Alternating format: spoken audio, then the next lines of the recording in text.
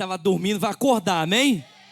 Chacoalha quem está perto de você e fala para ele: acorda, meu filho. Aleluia. Vamos orar? Feche os seus olhos. Pai, obrigado por esse dia, obrigado por esse privilégio de nós estarmos aqui, sentados em volta de tua mesa, para ouvirmos a tua voz através da tua palavra. Nós pedimos ao Senhor que o Senhor nos dê olhos para ver, ouvidos para ouvir e um coração sensível, Senhor, para receber cada palavra que o teu Espírito deseja falar ao nosso coração. Ao pregador desse dia, conceda-lhe graça para que no abrir da sua boca somente a palavra do Senhor seja ouvida e nenhuma outra. É o que nós pedimos e agradecemos em o nome de Jesus. E quem crê, diga amém. Abra comigo a sua Bíblia, por favor, em 1 de Tessalonicenses, primeira carta de Paulo aos Tessalonicenses, capítulo de número 2. Gente, eu estou de blazer porque é aniversário da igreja, amém? Eu quero estar chique. Eu quero estar chique para comemorar o aniversário da igreja, amém? Eu botei um blazer. Tudo bem que meu blazer não tem nada a ver com o tênis que eu estou usando, mas eu estou de blazer mesmo assim, amém? Porque o meu tênis não manda na minha roupa. Então eu botei o tênis errado com o blazer mesmo assim, porque eu não tenho outro tênis também para colocar. É só esse aqui, que o resto já está tudo no Texas. Aleluia. Amém? Aliás, estamos de novo endereço, amém? Estamos de casa nova. Moramos agora em Dallas, no Texas. Tá? Foram 18 horas de viagem para chegar aqui, amém? E quando acabar o culto, eu vou fazer essas 18 horas de viagem de novo. Mas é uma bênção, amém, poder estar aqui para celebrar com vocês. Glória a Deus. Gente, se você não me conhece, eu me chamo Vinícius, eu tenho 40 anos, eu sei que não parece. É que gente pequena não envelhece, entendeu? Sou casado com a Virgínia, temos uma filha chamada Valentina, tem 2 anos e 6 meses. E agora eu sou o pastor da Lagoinha de Dallas, entendeu? Tô chique, amém? Mas o mais importante sobre mim é que eu sou lavado e remido pelo sangue de Jesus, amém, gente? Eu compartilhei uma outra palavra no primeiro culto, e eu quero desafiar você depois, se você quiser assistir. Eu falei sobre valores, e nesse segundo culto eu quero falar sobre as marcas de um ministério saudável, amém? Porque quando a gente faz aniversário, é uma oportunidade de nós pensarmos sobre crescimento, maturidade, amém, gente? E como foi bem dito aqui pelo Vini, 3 anos, quando se pensa em corporação, quando se pensa em igreja, é uma data muito importante, porque é uma data que marca de fato a solidificação dessa corporação, dessa igreja, amém, gente? Então eu quero falar com vocês sobre essas marcas que precisam permanecer com vocês, para que vocês continuem a ser uma igreja saudável, um ministério saudável, amém? Eu também quero aproveitar a ocasião do ministério, do aniversário do Pino, para dar umas pauladas nele, amém? Tô brincando, mas para afirmar os valores de um ministério. Tô brincando, gente. 1 Tessalonicenses capítulo 2, versículo 1 diz: irmãos, vocês sabem que a visita que fizemos a vocês não foi inútil. Então, estou aqui visitando vocês. Mas vocês sabem que apesar de termos sofrido e temos sido insultados em Filipos, com a ajuda de Deus, tivemos a coragem de anunciar a vocês o evangelho dele em meio a muita luta, porque a nossa exortação não tem origem no erro, nem em motivos impuros, nem na intenção de enganar a vocês. Pelo contrário, falamos como homens a quem Deus aprovou e confiou o evangelho, mas não para agradar as pessoas, mas a Deus, que prova o nosso coração. Vocês sabem que a nossa palavra nunca foi de bajulação, nem de pretexto para ganância. Deus é testemunha. Também não buscamos a glória de homens, quer de vocês, quer de outros. Embora como apóstolos de Cristo pudéssemos ter sido um peso, fomos bondosos quando estávamos entre vocês, como uma mãe que cuida dos próprios filhos. Sentindo assim tanta afeição, decidimos dar a vocês não somente o evangelho de Deus, mas a nossa própria vida, porque vocês se tornaram muito amados por nós. Irmão, certamente vocês se lembram do nosso trabalho esgotante, da nossa fadiga para pregar o evangelho de Deus a vocês. Trabalhamos noite e dia para não sermos pesados a nenhum de vocês. Tanto vocês quanto Deus são testemunhas de como nos portamos de maneira santa, justa e irrepreensível entre vocês os que creem.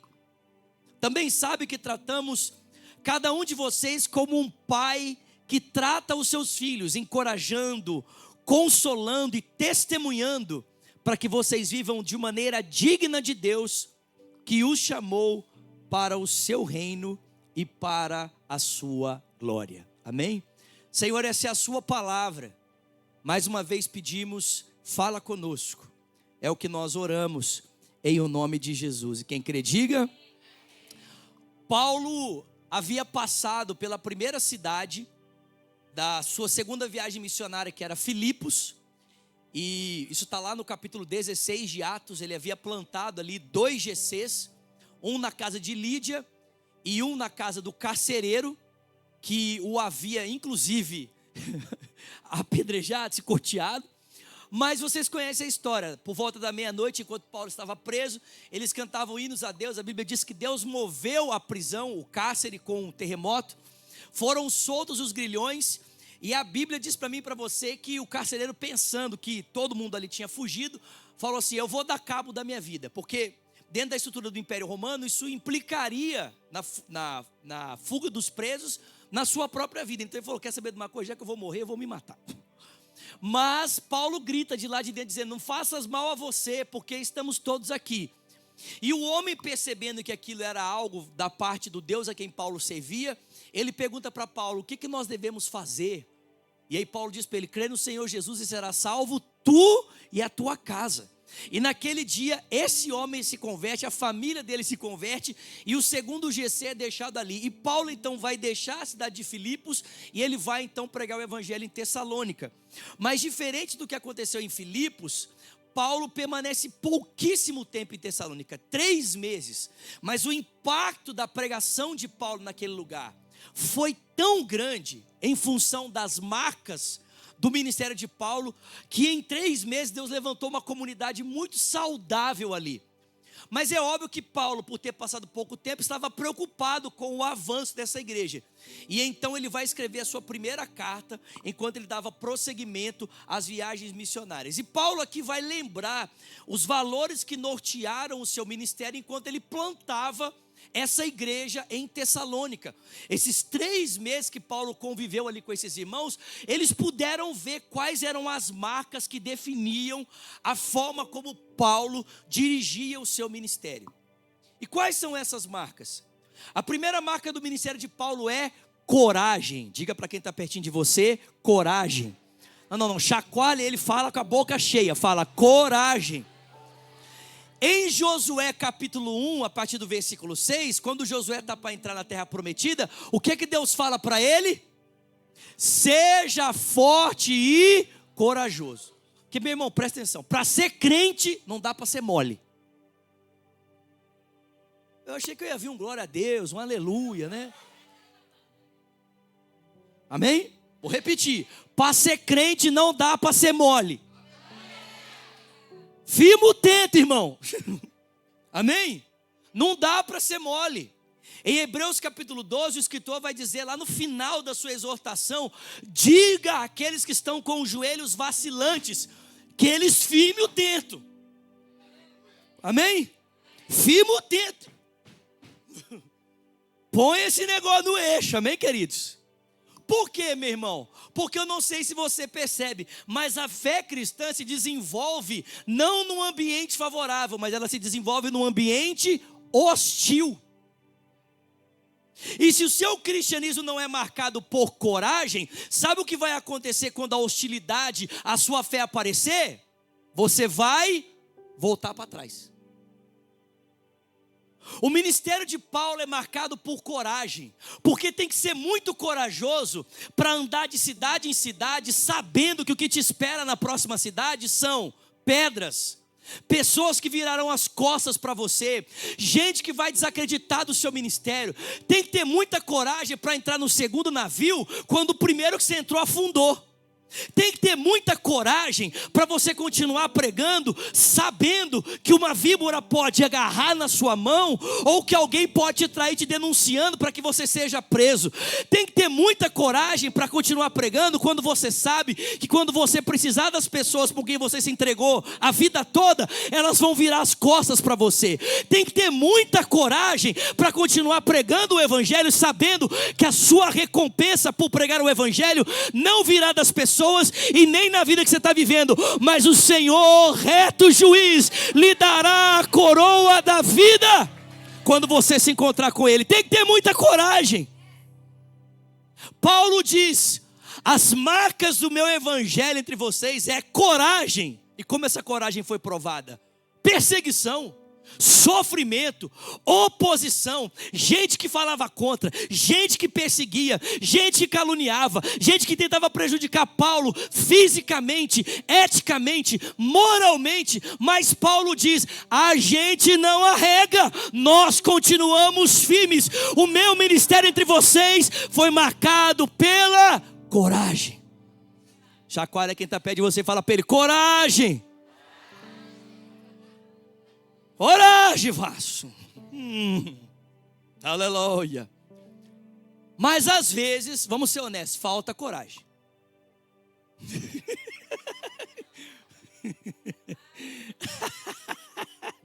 Às vezes, a gente fala de novo: Senhor. E quando falta coragem, o que fazer?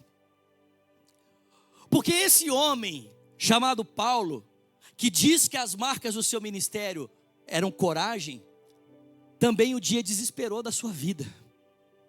Na sua segunda carta aos Coríntios, esse Paulo disse que quando preso em Éfeso, enfrentou tamanha oposição. E se você quiser ler um pouco sobre isso, você pode ler Atos capítulo 19 e 20. Paulo enfrentou tamanha oposição em Éfeso, que diz o texto que ele chegou a desesperar da sua vida. Esse homem que em Tessalônica bate no peito e diz aos tessalonicenses: vocês sabem que o meu ministério foi marcado por coragem. Quando em Éfeso enfrentou uma oposição tão grande que ele pensou: e agora o que eu vou fazer? Quando falta a coragem, o que fazer? E Paulo diz: orem para que no abrir da minha boca seja-me dada coragem. Quando nos falta coragem, irmãos, a alternativa não é o retrocesso, a alternativa não é o abandono. Quando nos falta coragem, a alternativa não é jogar a toalha e dizer: eu não quero mais. Quando nos falta coragem, existe um lugar onde a coragem pode ser recobrada. Quando nos falta coragem, existe um lugar onde a coragem pode ser reestabelecida. E esse lugar não é na afirmação do nosso ego ou do nosso potencial. Esse lugar não é na afirmação da nossa capacidade ou da nossa genialidade. O lugar onde a coragem de um cristão é redobrada é quando ele dobra os joelhos junto do trono da graça para receber bondade e misericórdia no tempo que lhe seja necessário. Paulo diz em 2 Coríntios capítulo 12, que por causa do espinho que estava na sua carne, ele rogou por 3 vezes, dizendo: Deus, eu não aguento mais. Mas o Senhor disse: não, Paulo, você aguenta sim, porque nesse lugar a minha graça te basta. O meu poder se aperfeiçoa na sua fraqueza. Quando você é fraco, então é que você é forte. A coragem de um cristão não tem a ver com a autoconfiança, mas tem a ver com a confiança que está no alto, com a confiança em Deus. Coragem, pelo amor de Deus, chacoalha alguém perto de você e fala para ele: coragem. Coragem, meu irmão. Deus não te deu um espírito de covardia. Deus não te deu um espírito de temor, mas de poder, amor e de equilíbrio, de moderação. Coragem. Seja forte e corajoso. coragem. E mesmo que se necessário, peça para que outros orem por você.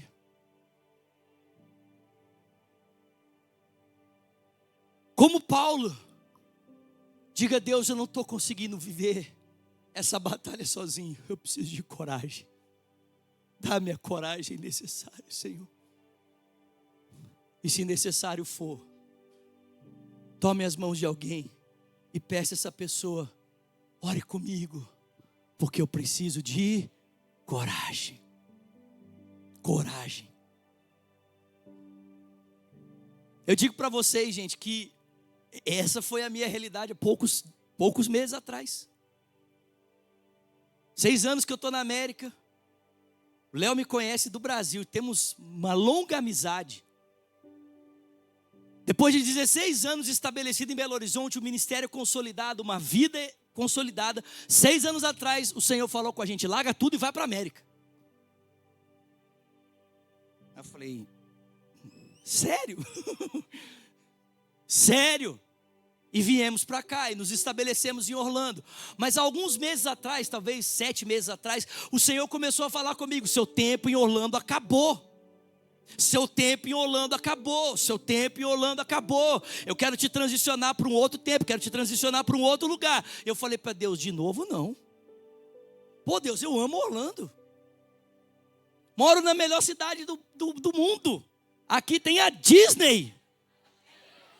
É melhor para mim. Dá licença, quem está pregando sou eu. Se quisesse a sua opinião, eu tinha pedido, tá? Tô brincando. Minha filha ama o Mickey. A Aline sabe. Mas Deus falou assim, meu filho, não tem Mickey que te segura nesse lugar. Eu estou te empurrando. Mas o que faltava, irmãos? Faltava coragem. Coragem para abrir mão da minha segurança. Coragem para abrir mão da segurança financeira. Coragem para deixar o que a gente já havia construído, para abraçar o novo que Deus estava colocando diante da gente. Faltava coragem. É verdade que há 3 anos atrás eu já tinha tentado dar esse passo de fé, mas o medo num momento como esse foi tão paralisante. A minha esposa sabe do que eu estou falando, gente, que eu entrei em desespero, eu não consegui me movimentar. Eu não consegui dar um passo na direção desse novo. O medo me paralisou. Para vocês terem ideia do desafio emocional que esse momento está gerando para mim, eu tive que voltar a tomar 3 anos atrás antidepressivo, porque eu não conseguia me deslocar em função do medo paralisante que se estabeleceu na minha alma. E Deus falou comigo, não tem problema, se você não está pronto agora, vamos dar um passo atrás, vamos recomeçar, e eu vou esperar você estar pronto de novo, para te tirar do ninho e te fazer voar. E esse momento chegou.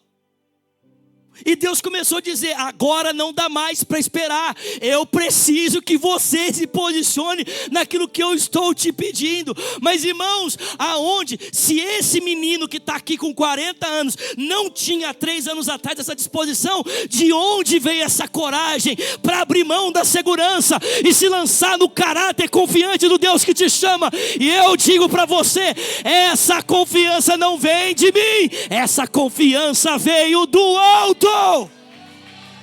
Coragem! Pelo amor de Deus. Bom, pelo menos para mim eu estou pregando, amém? Segunda marca do ministério de Paulo. Primeira, coragem. Deixa eu só te lembrar, antes de eu seguir aqui, deixa eu só te lembrar uma coisa muito importante. Em Mateus capítulo 13, Jesus fala que existem 3 vilões ao avanço da fé. Primeiro vilão, o engano, falta de entendimento. E isso abre um precedente para o diabo vir roubar o evangelho de você. Segundo vilão que Jesus apresenta, sofrimento. Esse sofrimento é causado por causa das perseguições, mas essa pessoa, como ela não tem raiz, ela não quis ir mais profundamente, faltou coragem, a raiz morre, a semente morre. E o terceiro, o amor pelo mundo e o engano das riquezas. Coragem, irmãos.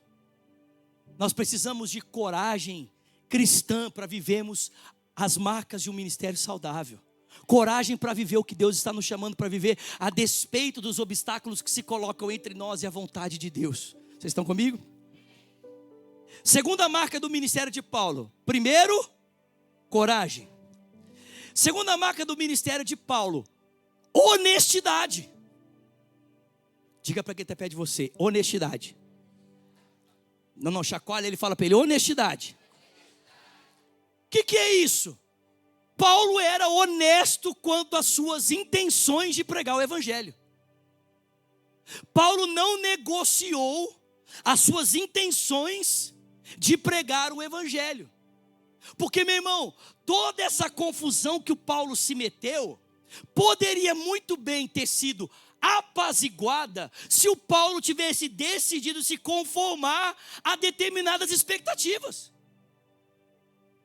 Se Paulo tivesse decidido se colocar dentro de determinadas expectativas, em outras palavras, falar o que os outros querem ouvir, agradar os ouvidos dos ouvintes e não agradar a Deus enquanto Paulo pregava, vocês estão me ouvindo? Se Paulo agradasse quem estava ouvindo e não ao Deus a quem ele havia sido chamado para ser fiel, essas coisas não teriam acontecido. Se Paulo tivesse se ajustado à expectativa dos judaizantes, ou tivesse se ajustado à expectativa de outros grupos que eram opositores ao ministério de Paulo, nenhum desses sofrimentos que Paulo havia experimentado, ele teria experimentado. Era fácil, era só negociar as motivações. Mas Paulo não podia negociar as suas motivações. Ele precisava ser honesto quanto à razão pela qual ele pregava o evangelho. E ele não pregava o evangelho para agradar A, B ou C, mas ele pregava o evangelho para que Deus fosse glorificado por meio do evangelho pregado, que era o seu Filho Jesus Cristo crucificado. Essa mensagem podia incomodar A, ela podia incomodar B, podia incomodar C, mas Paulo não tinha um compromisso com as expectativas das pessoas, ele tinha um compromisso com a glória de Deus. Alguém pode dar glória a Deus aqui? Não se ajuste a expectativas de ninguém, tentando transformar a sua fé em algo agradável aos outros. Em 2 Coríntios, capítulo 2, Paulo diz que nós somos como o bom perfume de Deus. Amém? Nós somos como... Fala o perfume que você gosta aí. Dior. Chiquerésimo. Fala o nome do seu perfume que você gosta aí. Não, pelo amor de Deus, fala, gente. É isso aí, maravilha. Os outros vocês perderam a língua, o que é? Não usa perfume. Que medo, hein, irmão. Enfim, nós somos o bom perfume de Deus. Só que você já percebeu que perfume tem esse negócio. Uns gostam e outros não gostam.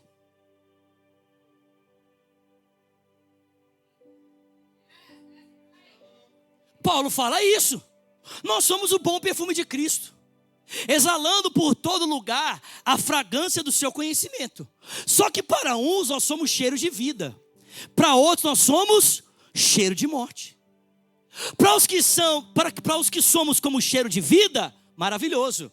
Mas para aqueles que nós somos como cheiro de morte, nós estamos lembrando eles da morte que está neles. Qual que é o contexto que está por trás aqui? Vocês estão comigo? O contexto aqui é o seguinte: na marcha triunfal romana, quando o general vitorioso entrava para ser celebrado, como o nosso pastor estava aqui sendo celebrado agora há pouco, as pessoas jogavam pétalas de flores. E essas pétalas, à medida que eram pisadas pela marcha triunfal, exalavam o cheiro da rosa.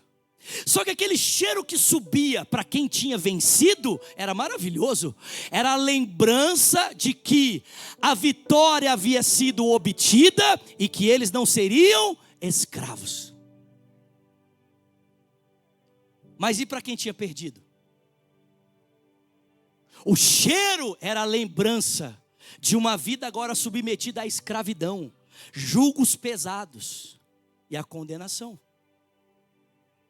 Paulo diz, enquanto nós pregamos o evangelho conduzidos por Cristo, vocês estão comigo, gente? Enquanto Cristo nos arrasta juntamente com Ele, na sua marcha triunfal, à medida que nós marchamos com Cristo de volta para casa, a nossa pátria celestial, Jesus vai exalando através de nós a fragrância do seu conhecimento. A questão é que esse cheiro, esse perfume, para uns é perfume de vida. Quem sente o cheiro de Cristo em você e está impregnado com esse perfume santo, diz o seguinte: eu também adoro essa fragrância. Essa fragrância, Jesus Cristo é o Senhor, é maravilhosa. Mas quem está usando um outro perfume e sente esse cheiro em você, diz: eu prefiro o meu. E aí você vai mudar a fragrância para agradar quem está sentindo o cheiro? Paulo diz, eu sou honesto. Eu não posso negociar o meu coração. Porque Jesus, Ele não tem só a minha boca para pregar. Ele tem uma vida toda que Ele comprou para Ele. Meu coração é dele. Eu sou honesto. Vocês estão comigo? Fala comigo, honesto.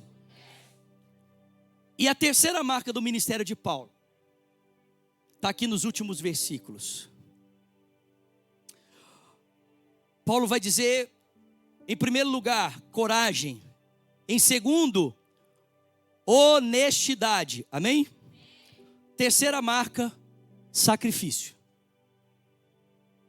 Sacrifício. E como é que Paulo exemplifica isso? Ele diz que ele foi para os Tessalonicenses como um pai ou como uma mãe. Cadê os pais e as mamães aqui? Vida de pai e mãe é vida do quê? Sacrifício. Vida de pai e mãe é se doar o tempo inteiro pelos filhos.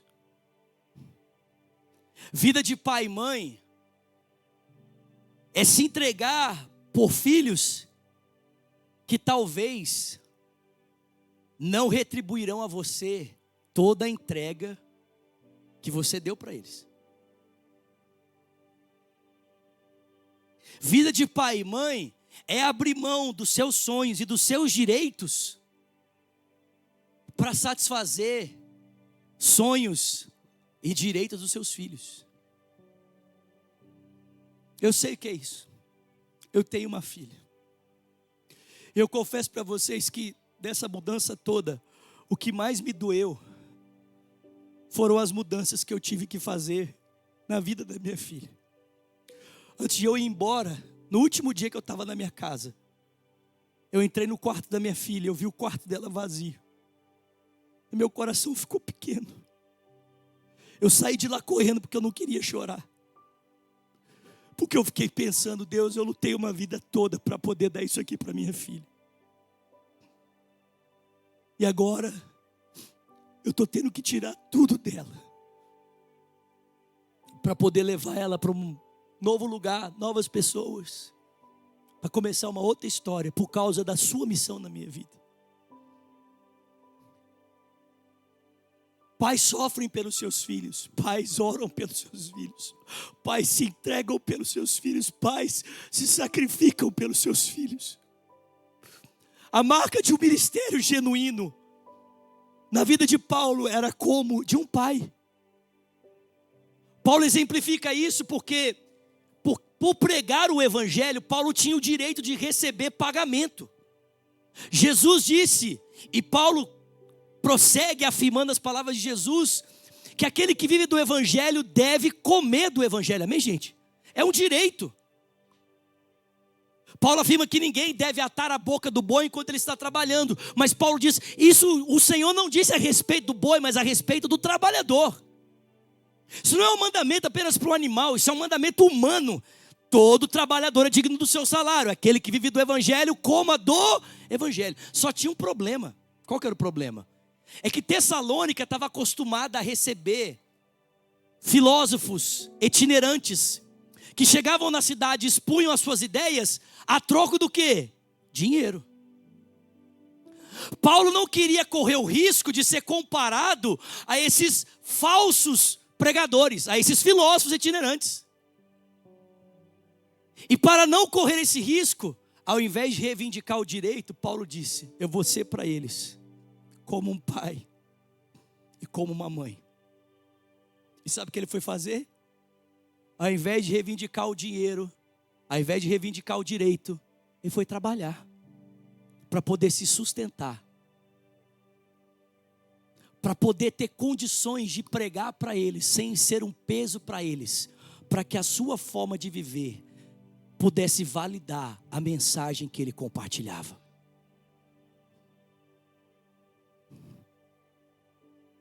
Sacrifício. O Evangelho nos chama ao sacrifício. O Evangelho nos chama para uma vida abnegada, porque essa é a vida do nosso Senhor. Quem é o nosso Senhor, senão aquele que, estando à direita de Deus, não considerou que o ser igual a Deus era algo que devia apegar-se, mas esvaziou-se a si mesmo, assumindo a forma de servo, e se fazendo semelhante aos homens, sendo encontrado em forma humana, humilhou-se a si mesmo, sendo obediente até a morte, morte de cruz, sacrifício. Paulo diz em Gálatas, no capítulo 2, eu trago no meu corpo as marcas do ministério de Jesus, o sofrer por Cristo. Não sou mais eu quem vivo, é Cristo quem vive em mim. Sacrifício. Abnegação, entrega, doação. Dar a minha vida em prol do meu próximo. Dar a minha vida em prol dos meus irmãos. Sacrifício. É isso que pais fazem. É isso que mães fazem. Mães se desgastam madrugadas afora para poder amamentar os seus filhos. Mães perdem a saúde física, a saúde emocional em prol dos seus filhos.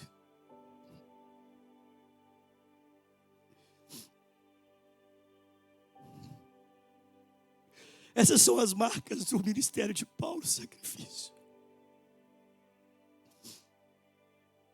E essas são as marcas que essa igreja precisa ter.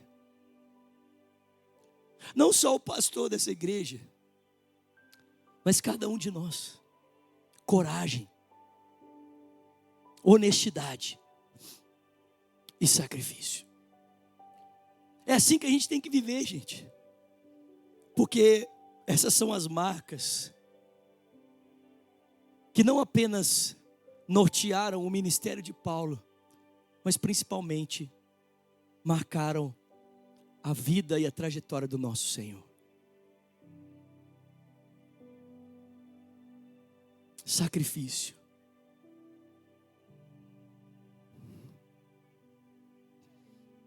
Sacrifício.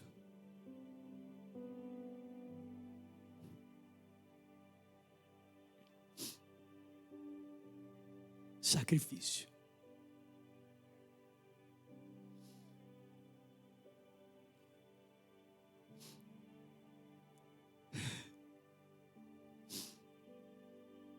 Eu falei no primeiro culto, eu vou terminar dizendo isso. Eu tenho 20 anos de ministério pastoral. Essa é a segunda igreja que eu vou pastorear. A primeira é que eu vou plantar desde o princípio. E eu não sei quanto tempo eu vou estar em Dallas. Eu não sei quanto tempo eu vou permanecer ali. Eu estou indo para gastar minha vida. Mas eu não sei o que Deus tem. Eu não sei. Eu sei o que eu tenho que fazer agora. Eu sei o que Deus está me mandando fazer agora. Mas se daqui 30 anos, eu não sei, menos ou mais, Deus me dê a graça de poder viver o resto da minha vida ali, cuidando daqueles irmãos, eu espero terminar a minha vida e ser lembrado como um pastor Márcio Valadão. Espero que as pessoas olhem para mim e digam, a meu respeito, ali vai um homem de coragem, ali vai um homem honesto, e ali vai um homem que deu a vida dele inteira pela igreja de Deus. Que eu possa terminar minha jornada com essas marcas, Pastor Márcio Baladão deu a vida dele inteira por uma igreja. E a minha oração é que ao terminar a minha vida, eu também possa ser lembrado, não como alguém que viveu para si mesmo, mas como alguém que morreu para que outros possam viver. Fica de pé no seu lugar em nome de Jesus.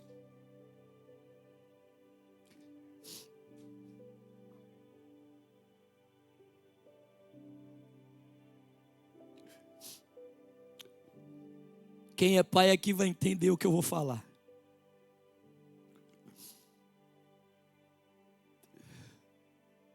Sexta-feira, eu peguei um voo para vir para Tampa dar aula no sábado.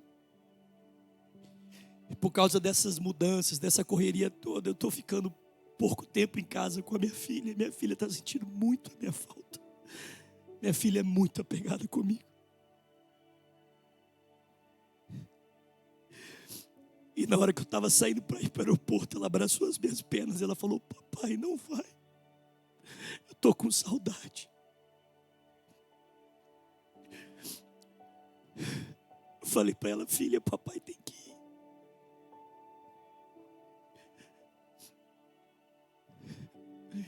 Nessas horas eu tento sair o mais rápido possível, porque se eu ficar ali eu não vou aguentar.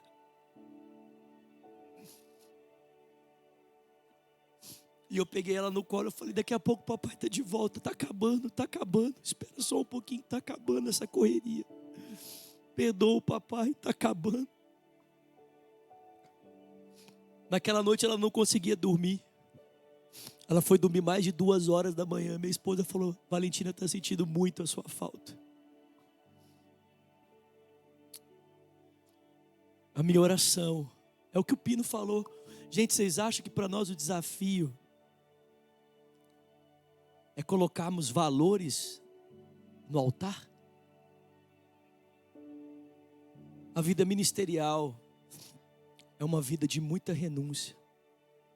Nem sempre você consegue ter o tempo que você gostaria de ter com a sua esposa, com a sua família. Muitas vezes nós temos que abrir mão de benefícios nossos para poder atender realidades dos irmãos.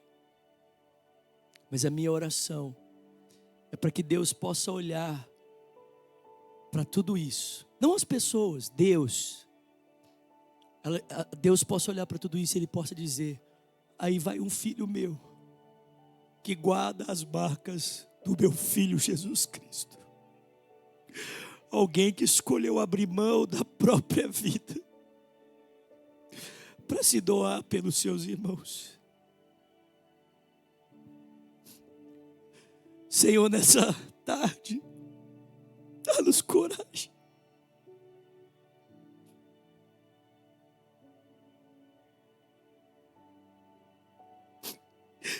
Dá-nos coragem, Senhor,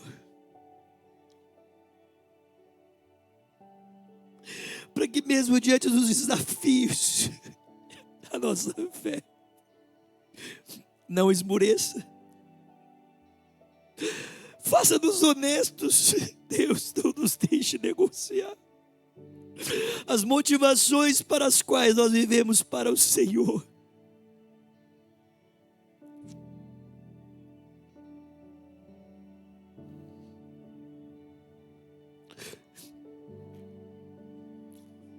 Faça-nos abnegados, marca a nossa vida com uma vida de sacrifício, de entrega.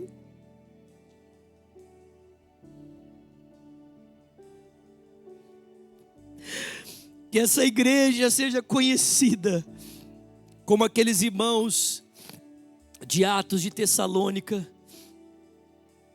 que se doavam, se entregavam, uns pelos outros. Uns pelos outros.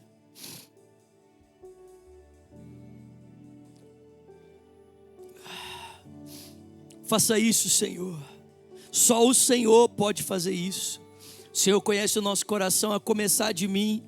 O Senhor sabe o quanto eu sou egoísta, o quanto eu sou orgulhoso, quão grandes são os pecados que precisam ser vencidos no meu coração, para que a tua vontade seja feita em mim. Mas o Senhor também conhece cada um aqui, Senhor. Eu não quero aqui me colocar como o exemplo da perfeição. Jesus é o exemplo da perfeição, nós estamos todos olhando para Ele.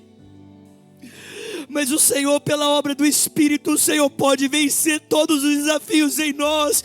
Vence cada um deles, até que, como cantamos aqui, não sobre mais nada, só Jesus em nós, só Cristo em nós.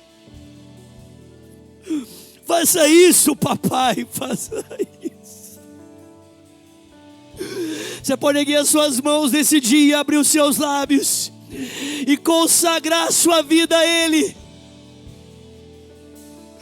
Vamos agonia, Sarasota, levante as suas mãos.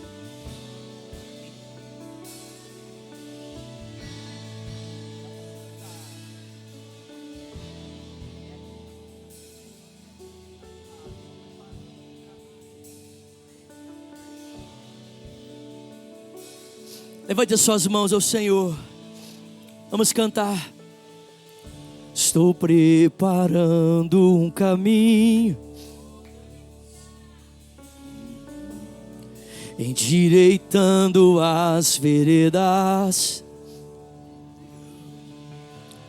cada vez mais diminuindo,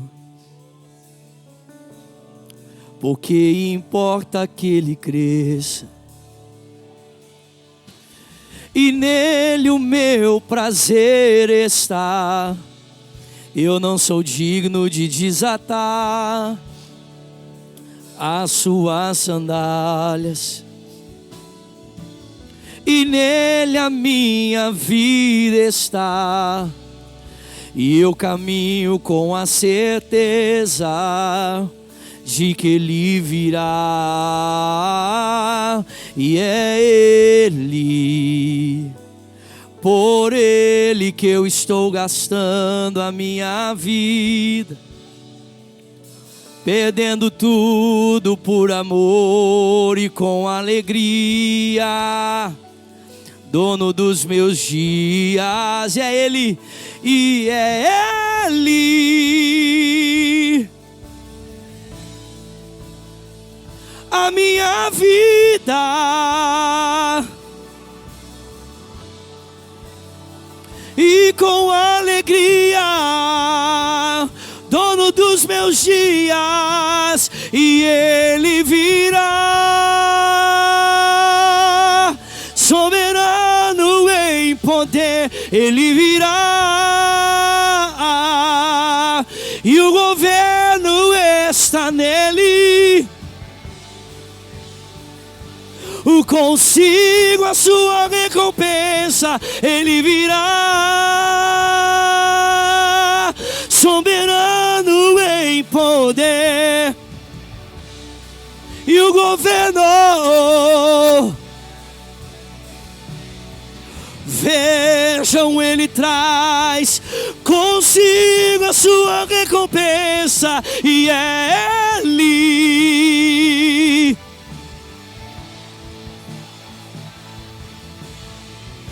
perdendo tudo, e com alegria, dono dos meus dias.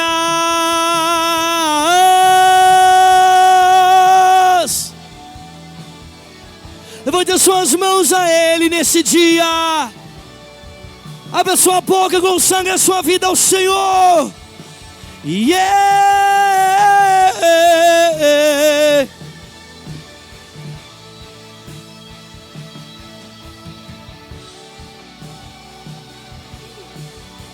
Diga, ele virá, e ele virá, soberano em poder, ele virá, e o governo, vejam, ele traz consigo, ele virá, soberano, ele virá, e o governo,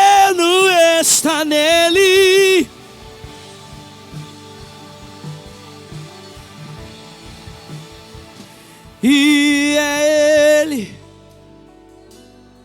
por Ele que eu estou gastando a minha vida, perdendo tudo, dono dos meus dias. E é Ele.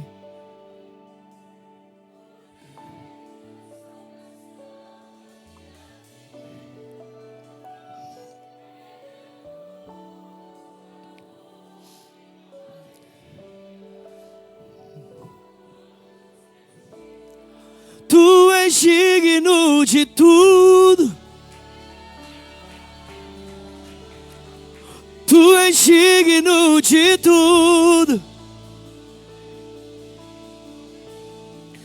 Pois tudo vem de ti. Tudo é para ti. Tua é a glória. Alguém pode erguer suas mãos para dizer: Tu és digno de tudo. Tu és digno. Tudo vem de ti, pois tudo vem de ti, e tudo é para ti. Tua é a glória. Mais uma vez, tu és digno de tudo. Tu és digno. Tu és digno, Jesus, pois tudo vem de ti. Tudo é para ti. Tua é a glória. Te exaltamos, te exaltamos, te exaltamos. Diga, te exaltamos. Te exaltamos.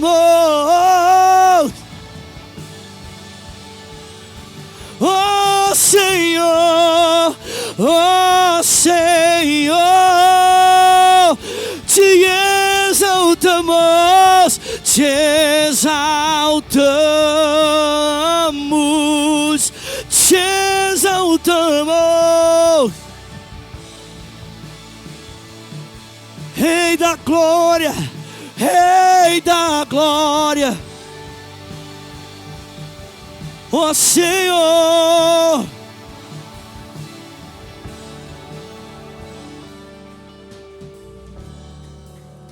Te exaltamos.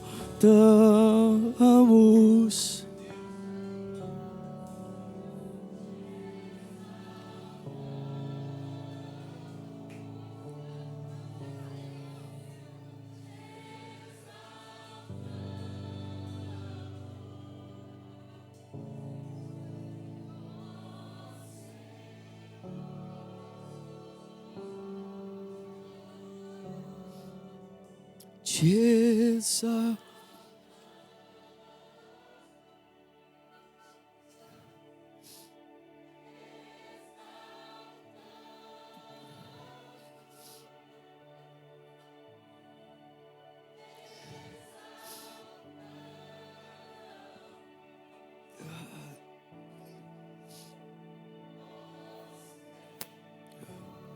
Com seus olhos fechados, suas mãos sobre seu coração.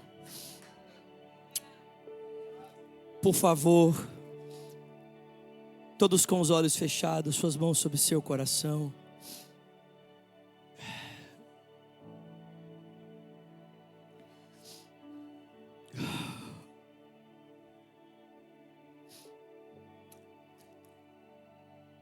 Talvez você possa pensar assim: nossa, mas todo pregador tem que gritar desse jeito para pregar?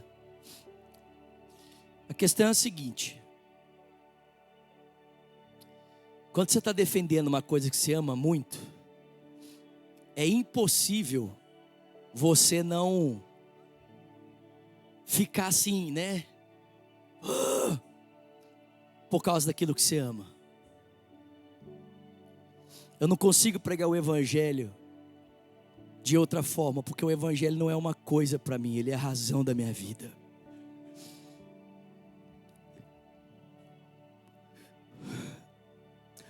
Ore comigo dizendo: Senhor Jesus, nesse dia eu abro meu coração e eu te entrego a minha vida. Eu reconheço que eu preciso de ti e declaro: tu és meu Senhor, meu Salvador. Ore também dizendo: e eu, Jesus, que um dia andei contigo, mas eu me afastei. Nesse dia eu me arrependo e eu volto na certeza de que o Senhor me recebe. Seus olhos fechados, suas mãos sobre o seu coração, por favor. Se há alguém aqui nesse auditório que fez essa oração pela primeira vez dizendo: eu quero entregar minha vida a Jesus, ou quem sabe você diz: eu quero voltar para Jesus hoje, ou talvez você está tomando essa decisão pela internet.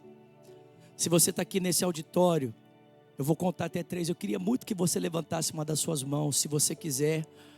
Eu quero te ver, eu quero te conhecer, e se você deixar, eu quero orar por você. E pela internet você vai digitar hashtag eu decido por Jesus. Nós também temos gente online, também queremos conhecer você e orar por você. Então vamos lá? 1, 2, 3, levante uma das suas mãos. Tem alguém aqui nesse dia que diz: eu quero entregar minha vida a Cristo? Ou você diz: eu quero voltar para Jesus hoje? Levanta uma das suas mãos. Eu quero ver você, quero conhecer você. Pai, obrigado pela tua palavra, obrigado por esse tempo maravilhoso aqui, obrigado por esses 3 anos de Lagoinha Sarasota, obrigado pela vida do Lucas, pela vida da Letícia, essa família, Senhor, e todas as demais famílias aqui que fazem parte desse projeto chamado Lagoinha Sarasota, pessoas que ao lado do Pino e da Lei estão se desgastando pelos irmãos, gente que abre mão de final de semana,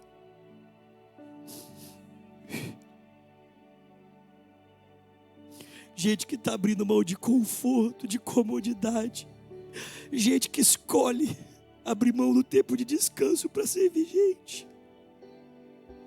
Obrigado por esse tipo de gente aqui nesse lugar, Jesus.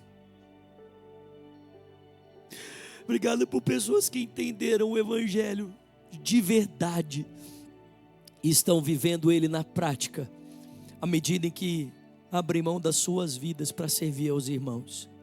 Muito obrigado, Senhor. Abençoa cada um aqui, os que nos assistem, que essa palavra possa produzir mudanças na nossa vida. É o que oramos e agradecemos, em nome de Jesus. Amém, amém, amém. Aleluia, glória a Deus. Vocês podem se assentar, queridos. Nós queremos encerrar a transmissão. Obrigada a você que nos assistiu até aqui. Que o Senhor continue te abençoando. Que essa palavra continue falando no seu coração, em nome de Jesus. Amém.